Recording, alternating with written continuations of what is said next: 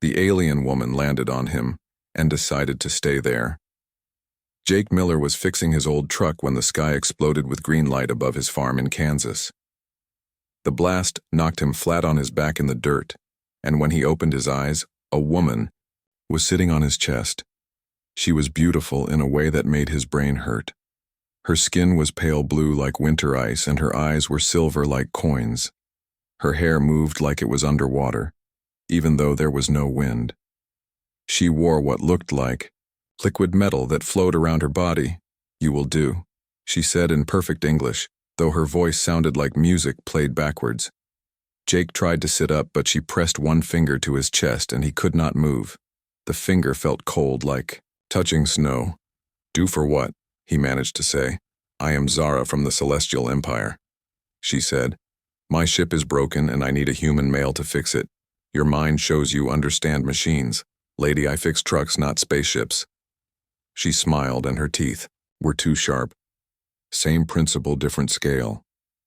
Over the next 3 days, Zara stayed exactly where she had landed on him. She did not eat or sleep or move. Jake could not get up from under her, though she weighed nothing at all. When he needed food, she somehow made it appear. When he needed the bathroom, she looked away politely but kept her hand on his chest. "This is crazy," Jake said on the second day. "People will come looking for me." "No, they will not," Zara said. "I have made us invisible. To their technology, their eyes will slide past this place like water off glass." She was right. His neighbor Pete drove by twice and never stopped. Jake could see Pete looking right at them, but Pete just kept driving like nothing was there. "Why me?" Jake asked. "There are better mechanics in the city. Cities are full of noise and fear." Zara said, "You live alone and think clearly. Your mind is calm, like deep water. I can work with calm." On the third day, Zara finally stood up. Jake felt like he could breathe again. She walked to where her ship had crashed in his cornfield. It was a silver egg shape about the size of his truck, but it hummed with power, even broken. "The quantum drive core is cracked," she explained.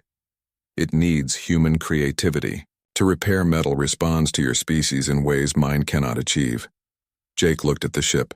It was like nothing he had ever seen, but somehow he could tell what was wrong. The way the metal curved was off by just a little bit. "I need my tools," he said. Of course, they worked together for hours, Jake using his wrenches and hammers while Zara sang in a language that sounded like wind chimes. Every time Jake touched the ship, it seemed to fix itself a little more. "Your people are remarkable," Zara said as they worked. "Other species fear humans, but I find you fascinating. You break things and fix them better than before. You fight wars and then help your enemies. You are chaos and order at the same time." "We are just trying to get by," Jake said. "No, you are becoming something new," she said. "In 1,000 years, your kind will spread across the galaxy. My people know this. We are preparing." "Preparing for what?" "To learn from you," she said. "Humans do not just survive. You improve everything. You touch even me." Jake looked at her. "How? I was sent to study one human male and return home. But staying here with you has changed me. I think differently now. I want things I never wanted before. I want to stay and see what you become." The ship was almost fixed. Jake could feel the power building inside it like a storm getting ready to break. "So stay," he said. Zara looked surprised. "You would want that? You said I am calm, like deep water." Jake said, "But you are like fire. You make me want to see the stars." When the ship was fully repaired, it lifted itself off the ground and hovered, waiting. Zara stood beside Jake, looking up at it.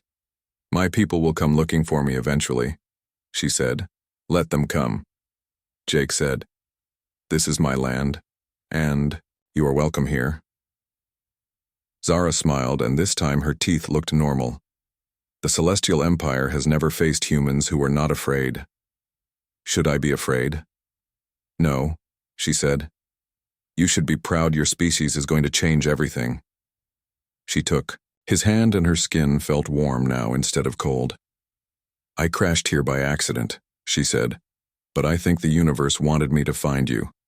Humans have something we lost long ago." "What?" Hope, she said. You never give up even when everything seems impossible. You fix things that cannot be fixed. You love things that do not love you back. You are the most dangerous and wonderful species in the galaxy. Jake looked up as more green lights appeared in the sky. More of your people? He asked. Yes, they have come for me. But I will tell them what I have learned, that humans are not a threat to be contained. They are partners to be welcomed. The lights grew brighter, and Jake could see shapes descending like silver tears. What happens now? He asked. Zara squeezed his hand. Now we find out if two species can become something better together. As the alien ships landed in his cornfield, Jake Miller smiled. He had always known there was more to life than fixing trucks. Now he was about to help. Fix the galaxy. The first alien to step out of the nearest ship looked exactly like Zara, except her skin was gold instead of blue. Sister, the golden woman said, you were ordered to return. I choose to stay. Zara replied, this human has shown me that choice itself can be an act of creation. The Empire does not recognize choice in this matter. Jake stepped forward.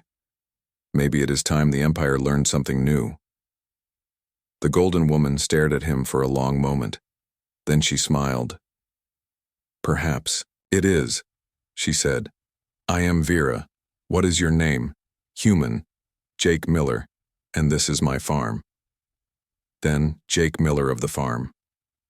Vera said, show us what humans can teach the Celestial Empire. As the sun set over Kansas, Jake realized his quiet life was over, but something much better was just beginning.